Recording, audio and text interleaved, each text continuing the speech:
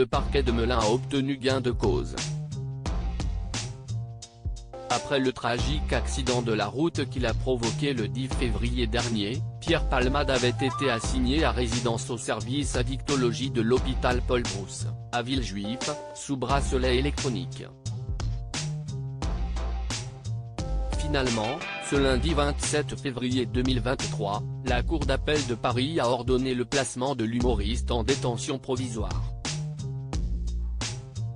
Actuellement, Pierre Palmade est hospitalisé à l'hôpital du Kremlin-Bicêtre, où il se remet de son AVC survenu le 25 février dernier.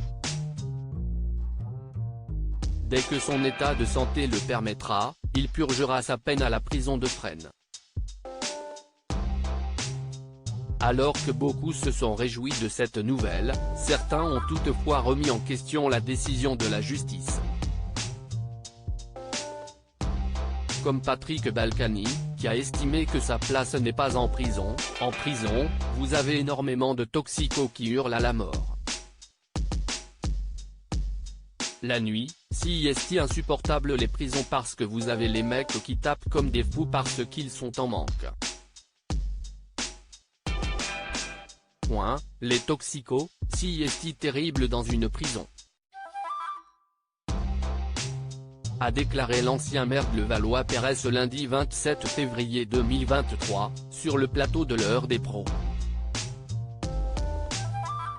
Et d'ajouter, la décision qui avait été prise par le juge, et la meilleure décision possible, c'était de le mettre sous bracelet électronique dans un hôpital psychiatrique spécialisé pour les addictions, on le soignait et il était enfermé.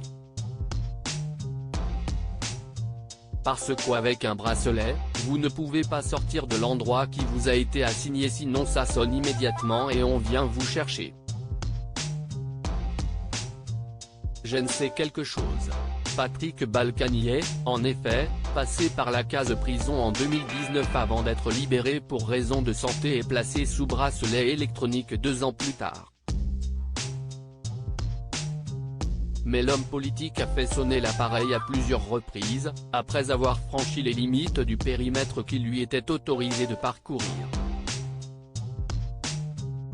Ce qui lui a valu de retourner quelque temps à Londres. Un train de vie au-dessus de ses moyens ? Entendu par les enquêteurs quelques jours après le drame, Pierre Palmade a admis être dangereux à cause de la drogue, comme l'a rapporté BFTM-TV.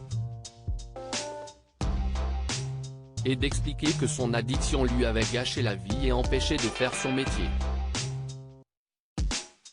Je suis un chic type, je suis quelqu'un de bien. Il faut que mon rapport avec la drogue soit résolu, que la drogue soit bannie de ma vie, a-t-il déclaré.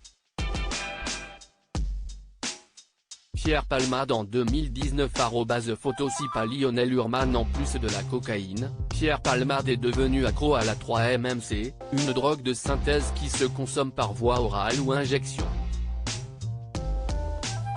Une nouvelle dépendance à cause de laquelle il ne parvient plus à travailler, a-t-il dit, affirmant ne plus percevoir que des droits d'auteur insuffisants, 5 000 € par mois, pour son train de vie qu'il estime à 6 000 € par mois. Toujours d'après la chaîne d'info en continu. Pierre Palmade sur la paille ?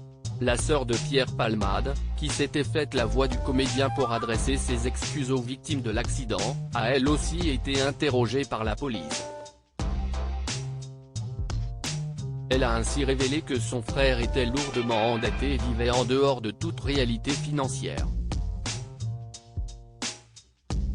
Elle a ajouté qu'il avait des dettes, notamment auprès de l'URSSAF, des impôts et de son producteur, estimés à 250 000 €. Hélène Palmade a également indiqué avoir proposé à son frère d'être placé sous tutelle, ce qu'il a refusé. Il y a quelques jours, le journaliste Benjamin Locoge évoquait dans les colonnes de Paris Match les problèmes financiers de Pierre Palmade, dus en grande partie à son addiction. La fête H24 coûte cher et son compte bancaire est vide. Après être parti 8 jours en cure de désintoxication, l'ex-mari de Véronique Sanson avait même mis en vente sa propriété de Seine-et-Marne, qui n'a pas trouvé acquéreur.